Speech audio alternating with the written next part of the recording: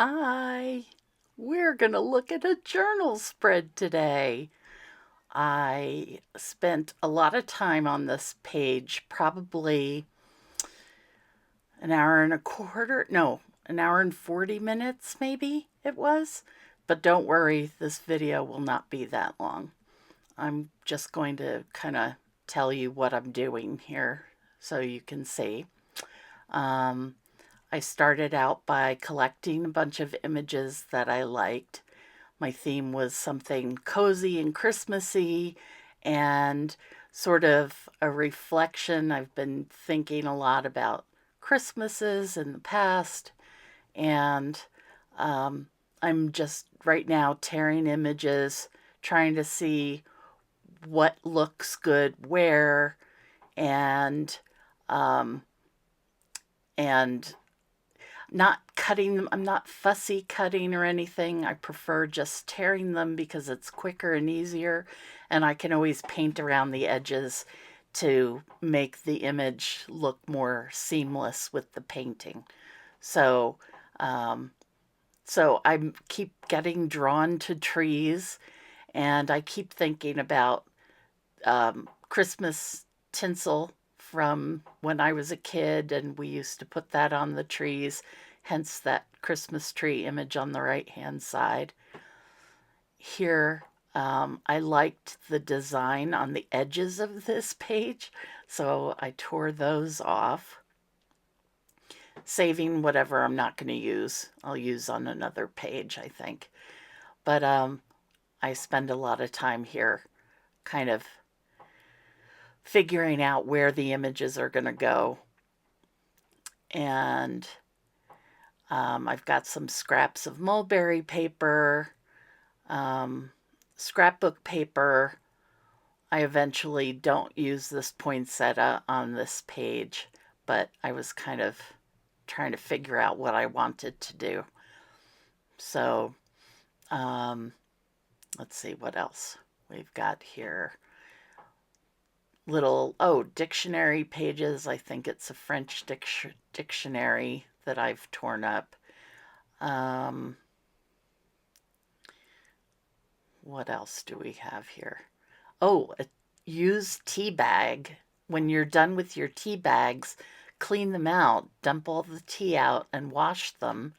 Just rinse them under running water, and you've got some collage material, which I like using because it's kind of transparent and you can put it over things and give them kind of a, a muted look. Here I am just cutting a scrap of some really pretty scrapbook paper because I liked all the words on the print on the paper. So I want some of that to show. And now off when you don't see my hands, it's because I'm off camera either putting glue on something or cleaning a brush or whatever. So right now I'm gluing down all of these pieces in roughly the spots where I had planned to glue them. Make sure when you're gluing, I'm using a glue stick here, but make sure when you're gluing you get glue all over the back of your paper. Otherwise, you're going to get bubbles. And just now you saw me using the catalyst tool to kind of push down the paper and make sure there were no bubbles. But I also get lazy and I don't do that all the time. So here I am gluing more stuff down.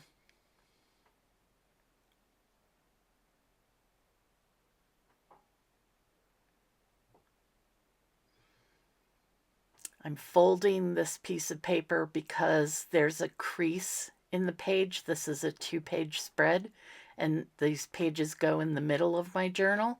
So I folded the image so it's easier to get that crease in the crease so that the page doesn't pull up the image when you open and close it. Now I'm just trimming off the excess from what I glued on the page. And I found this word reflection. I think all of these images came from a Magnolia magazine. And then I decided to journal a little bit, and I probably would cover it up. I don't know at this point what I'm actually doing, but I'm writing. I'm writing. I miss home. I miss Tinsel.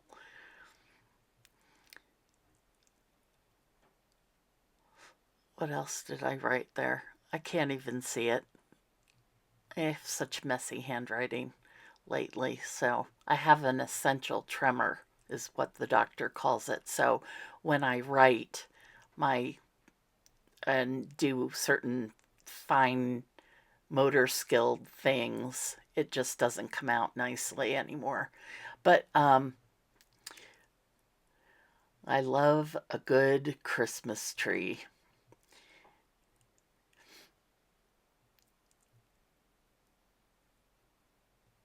We had a good Christmas tree this year, almost perfect. I hate my trimmer. I hate my trimmer. And Merry Christmas.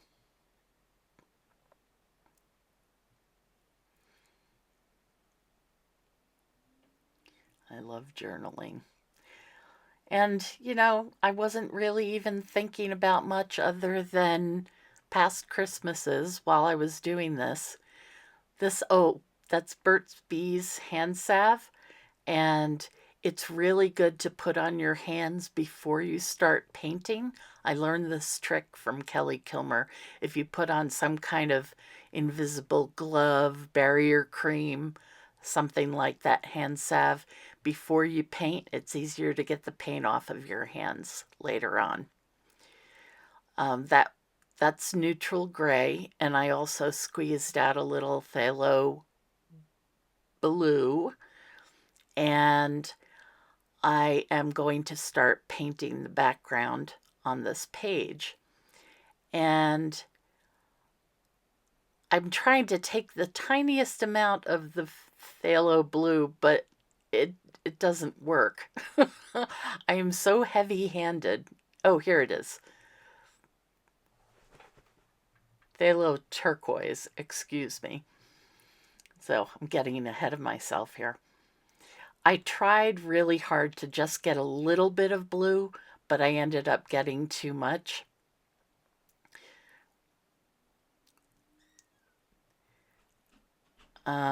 And I didn't end up liking how blue it was, so I did paint over it, but you'll see that in a minute.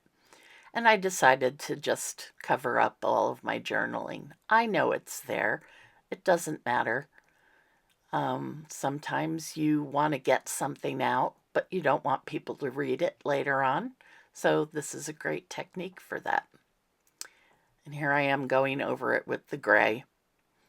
And I'm not covering everything, but I am covering a lot of the papers that I put down, like that mulberry paper and the tea bag, and it's okay because it also gives the page some nice texture, whether or not you can see the actual piece of paper.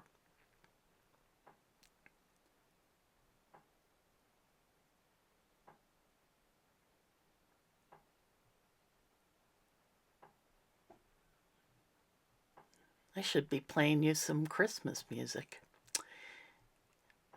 You're probably tired of hearing Christmas music at this point, though, aren't you?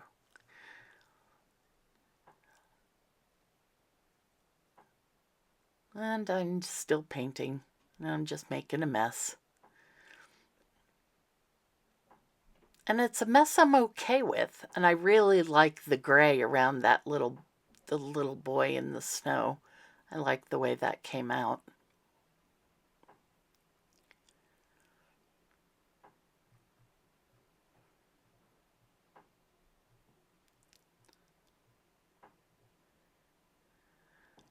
Still a little blue for me, but I know that I am going to paint over this anyway, so it's okay that it's not quite the color that I wanted.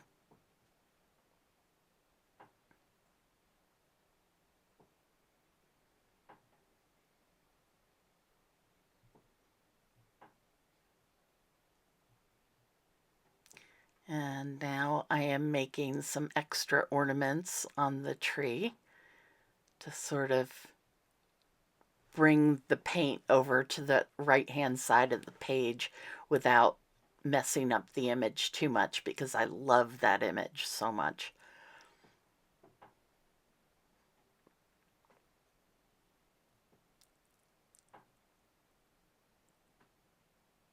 The paper I'm working on is just a basic, almost like Bristol paper. It's not too thick. It's about maybe like the thickness of good scrapbook paper.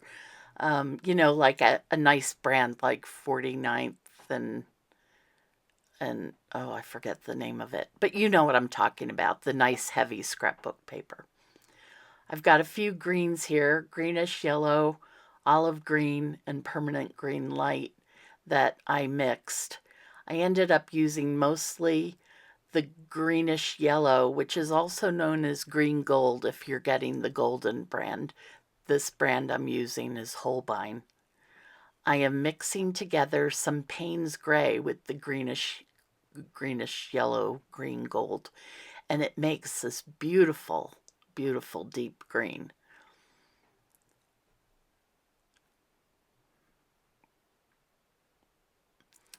And I'm breaking out the white. It's time to start mixing and getting different shades.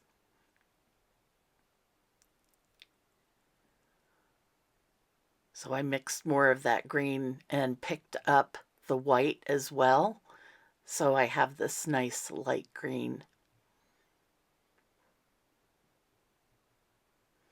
And that looks like I just used the greenish yellow with white without any Paynes Gray in it.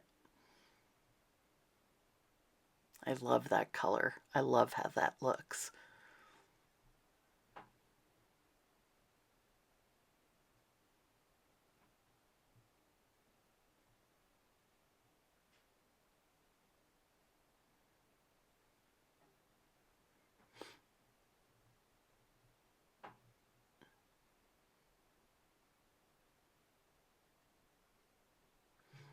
Oh, now I'm looking for more paint.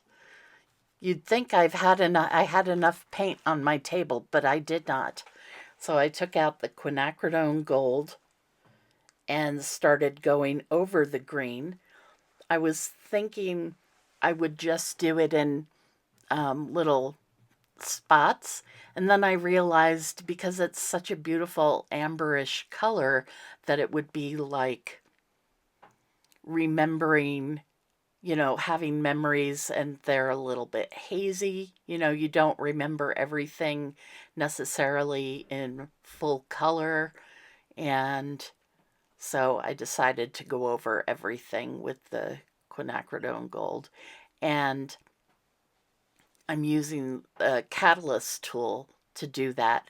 I love using that catalyst tool because it applies the paint very thinly, but you don't have to clean a brush afterwards. And there I was opening my iridescent gold fine from Golden, which is always stuck shut. And I used that little tool that Golden makes so that when you can't open a tube of paint, it'll grip it for you and make it easier to open. And I put the gold over the little ornaments because I decided the blue was a bit too much again. Spreading the gold around randomly on the page just because I like it.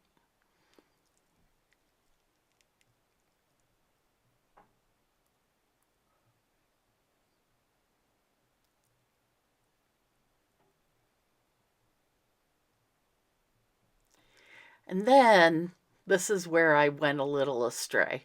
I was like, oh, let me rub off some of that Quin Gold. And I ended up rubbing off some of the magazine page. And then I decided, well, actually, memories are hazy like that. So I'm very happy with how it looks. A little more green. I think I'm using the olive green here.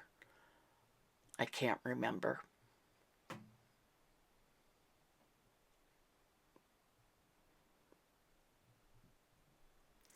This is a set of stamps from Tim Holtz that came out this year, I believe. And I'm using the Distress Oxide Scorched Timber here. And it doesn't stamp as dark as I'd like.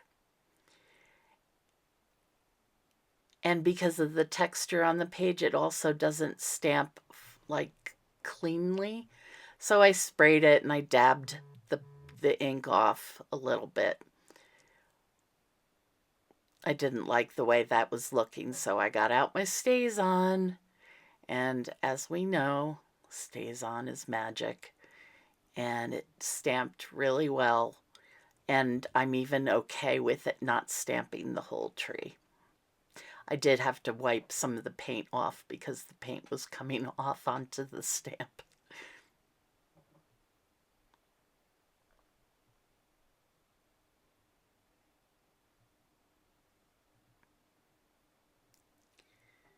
And we've got Quinacridone Magenta. I decided to introduce another color because I was feeling a little bit bored. So that is a sort of oval shaped palette knife, and I just put paint on the bottom of it and swished it around in a circle, and it makes fun circle-y shapes.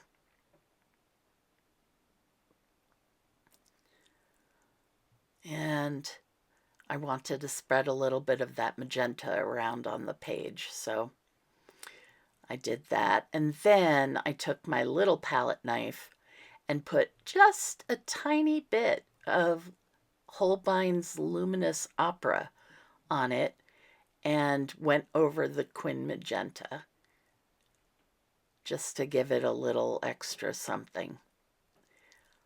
I try to get Luminous Opera into everything because I love it so much.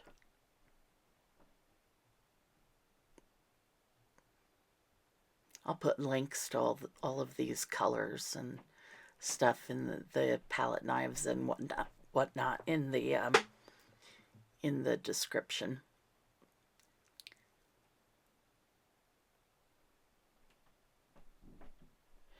And now I'm taking out the foam stamps. I decided I wanted dots all over the page to kind of tie into the ornaments on the tree. So I'm painting the Quinacridone Magenta on the stamp. As you can see, I don't take the best care of my stamps. They're tools, they're not precious.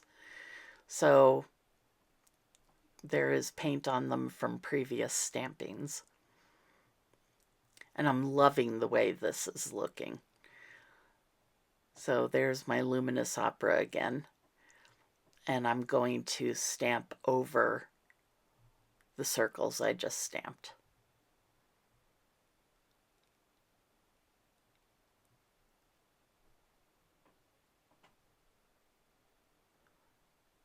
Fancy, right?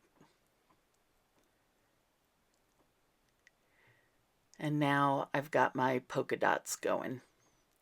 And all that is a piece of craft foam mounted on a wood block. That's all that is. I punched the foam with a paper punch. I accidentally stamped on the little boy's face. That's okay. Now you can't tell it's the little boy. You know it could be me. I'm putting a little gold onto a bunch of these dots.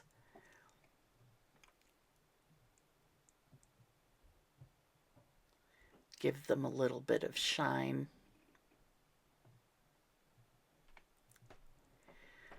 And that's a black fine, extra fine point Posca, and I'm just doodling a little bit. It's hard to doodle on a page once you've put down all kinds of papers because you keep getting the edges, the pen caught on the edges of the paper. But I don't want it to be perfect because our memories aren't perfect, right? Oh, yeah.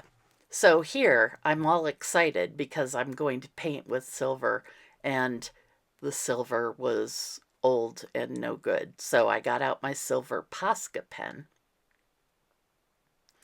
and I'm making little strings so these dots aren't just dots, they're ornaments also.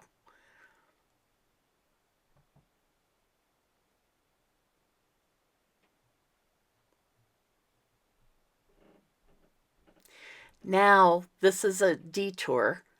I'm taking all of the paint that's left on my palette and I'm smushing it around on another page in my book. And at the end of this video, I'll show you what that page ended up looking like. But I don't like to waste paint, so I usually put the leftovers somewhere in a book and go back to it later on.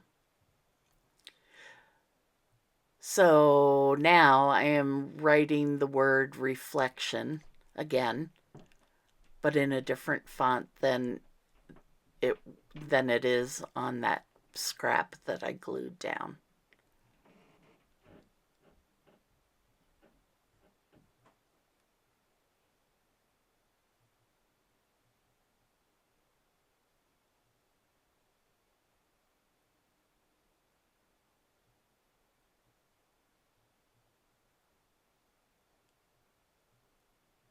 And I'm just thickening up the letters here a little bit so they're easier to read.